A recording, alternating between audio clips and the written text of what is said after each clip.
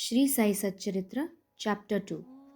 Objective of writing the work, Incapacity and Boldness in the Undertaking, Hot Discussion, Conferring Significant and Prophetic Title of Hemadpant, and Necessity of Guru.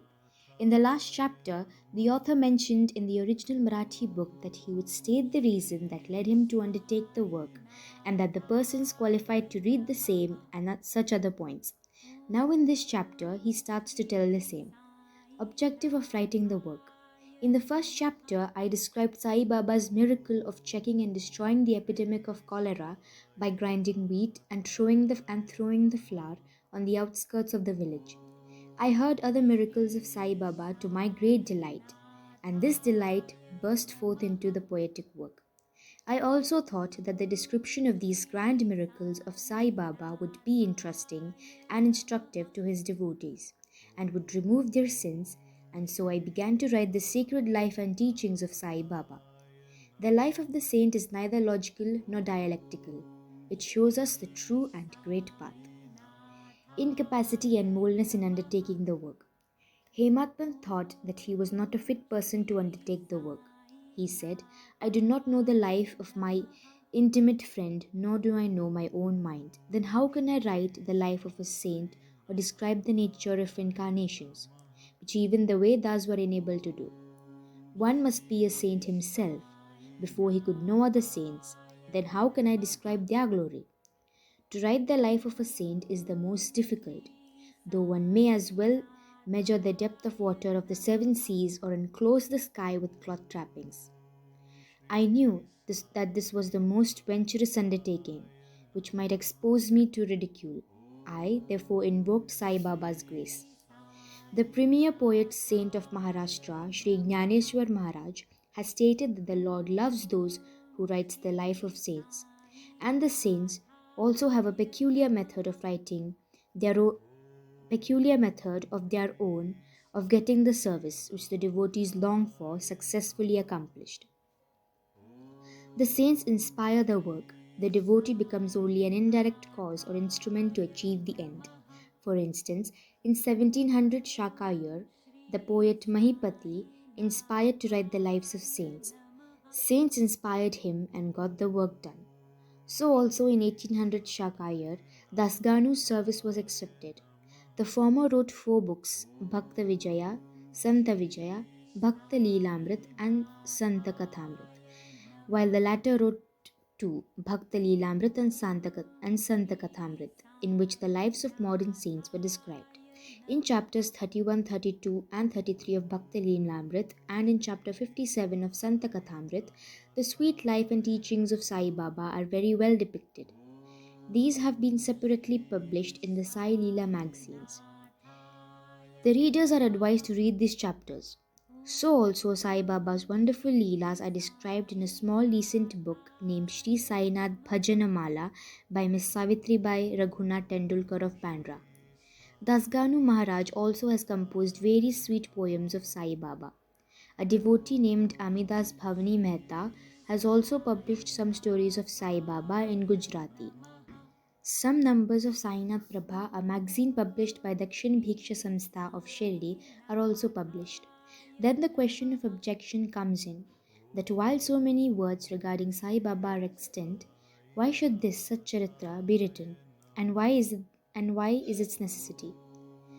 The answer is plain and simple. The life of Sai Baba is as wide and deep as the infinite ocean, and all can dive deep into the same and take out precious gems of knowledge and bhakti and distribute them to the aspiring public. The stories, parables, and teachings of Sai Baba are very wonderful. They will give peace and happiness to the people who are afflicted with sorrows and heavily loaded with miseries of this worldly existence, and also bestow knowledge and wisdom both in the worldly and in spiritual domains.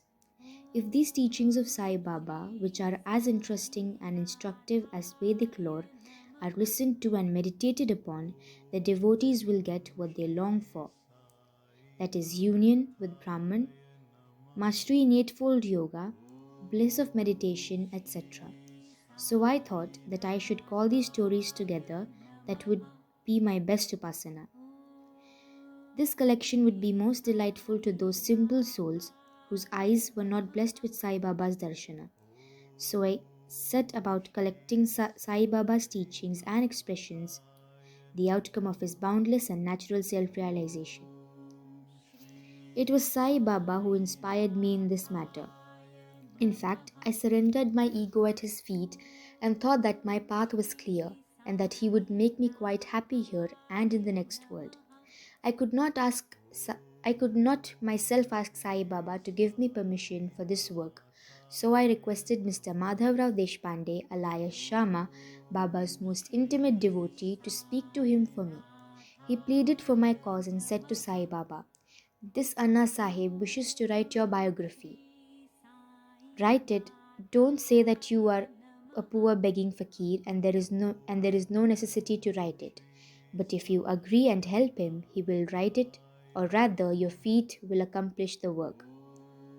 Without your consent and blessing, nothing can be done successfully."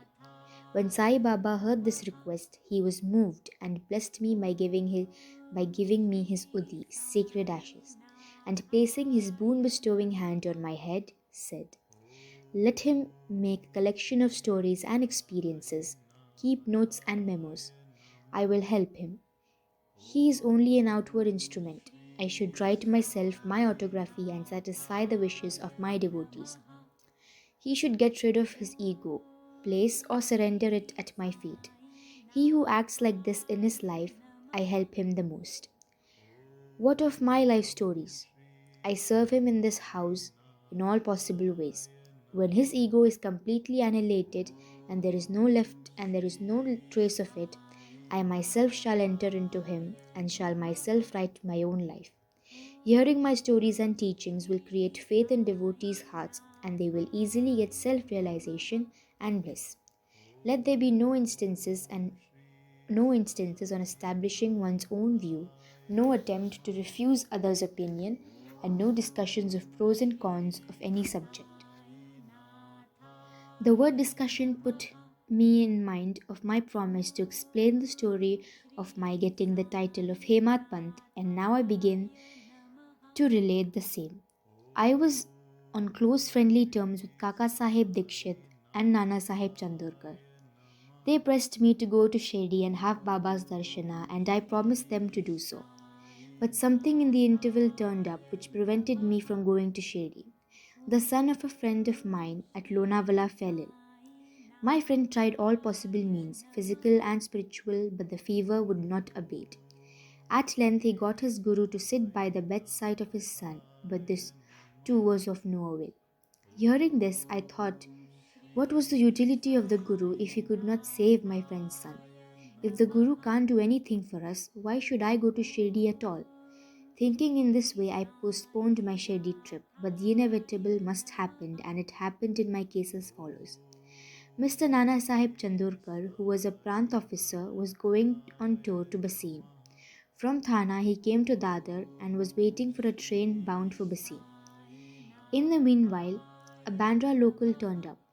He sat in it and came to Bandra and sent for me and took me to ask for putting off my Shirdi trip. Nana's argument for my Shirdi trip was convincing and delightful, and so I decided to start for Shirdi the same night. I packed my luggage and started for Shirdi. I planned to go to Dadar and there to catch the train for Manmad, and so I booked myself for Dadar and sat in the train.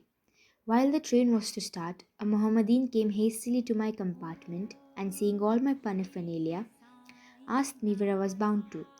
I told him my plan. He then suggested that I should straight go to Boribandar and not get down at Dadar, for the Manmad mail did not get down at Dadar at all. If this little miracle or Leela had not happened, I would have not reached Shirdi the next day as settled, and many doubts would have assailed me. But that was not to be. A fortune favoured me. I reached Shirdi the next day before 9 or 10 a.m. Mr. Bhau Sahib, Kaka Dikshit, was waiting for me there. This was in 1910 AD, when there was only one place, that is, Sadheswada, for lodging pilgrim devotees. After alighting from the Tonga, I was anxious to have darshana. when the great devotee Tatya Sahib Nulkar returned for the masjid and said that Sai Baba was at the corner of the Wada and that I should first get the preliminary darshana and then, after bath, see him at his leisure.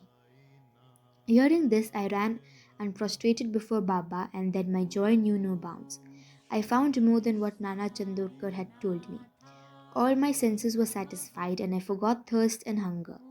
The moment I touched Sai Baba's feet, I began a new lease of life. I felt myself much obliged to those who spurred and helped me to get the darshana, and I considered them as my real relatives, and I cannot repay their debt. I only remember them and prostrate mentally before them. The peculiarity of Sai Baba's darshana, as I found it, is that by his darshana our thoughts are changed. The force of previous actions is abated, and gradually non attachment of dispassion towards worldly objects grows up. It is by the merit of actions in my many past births that such darshana is got. And if only you see Sai Baba, really all the world becomes or assumes the full form of Sai Baba. Hot discussion. On the first day of my arrival in Shirdi, there was a discussion between me and Bala Sahib Bhate regarding the necessity of a guru. I contended, why should we lose our freedom and submit to others? When we have to do our duty, why a guru is necessary? One must try his best and save himself. What can the guru do to a man who does nothing but sleeps indolently? Thus I pleaded free will, while Mr. Bhate took up the other side, which is destiny, and said, whatever is bound to happen must happen. Every great man, even great men have failed. Man proposes one way, but God disposes the other. Brush aside your cleverness, pride or egoism won't help you. This discussion, with all its pros and cons, went on for an hour or so, and as usual, no decision was arrived at. We had to stop the discussion ultimately as we were exhausted. The net result of this was that I lost my peace of mind and found that unless there is a strong body consciousness and egoism, there would be no discussion. In other words, it is egoism which breeds discussion. Then, when we went to the masjid with others, Baba asked Kaka Sahib Dikshit the following: what was going on in the Sate's Wada? What was the discussion about? And staring at me, Baba further added, what did this Hemadpant say? Hearing these words, I was much surprised. The masjid was at a considerable distance from Sate's Wada where I was staying and where the discussion was going on. How could Baba know our discussion unless he be omniscient and the inner ruler of us all? Significant and prophetic title. I began to think why Sai Baba should call me by the name Hemadpant. This word is a corrupt form of Hemadripant. This Hemadripant was a well-known minister of the king Mahadev and Ramdev of Devgiri of the Yadav dynasty. He was very learned, good-natured, and the author of good works such as Chatuvarga Chintamani, dealing with spiritual subjects, and Rajprashasti. He invented and started new methods of accounts and was the originator of the Modi Marathi shorthand script. But I was quite the opposite, an ignoramus and of dull, mediocre intellect. So I could not understand why the name or title was conferred upon me. But thinking seriously upon it, I thought that the title was a dart to destroy my ego, so that I should always remain meek and humble. And it was also a compliment paid to me for the cleverness in the discussion. Looking to the future history, we think that Baba's word, calling Mr. Dhabolkar by the name Hemadpant, was significant and prophetic, as we find that he looked after the management of Sai's Thantan very intelligently, kept nicely all the accounts, and was also the author of such a good work, Sai Satcharitra, which deals with such important and spiritual objects as jnana, bhakti, and dispassion, self-surrender, and self-realization. About the necessity of a guru. Hemadpant has left no note, no memo about what Baba said regarding this subject, but Kaka Sahib Dikshit has published his notes regarding this matter. Next day after Hemadpant's meeting with Sai Baba, Kaka Sahib went to Baba and asked whether he should leave Shirdi. Baba said yes. Then someone asked, Baba, where to go? Baba said, high up. Then the man said, how is the way? Baba said, there are many ways leading there. There is one way also from here, Shirdi. The way is difficult. There are tigers and wolves in the jungles on the way. I, Kaka Sahib asked. But Baba, what if we take a guide with us? Baba answered. Then there is no difficulty.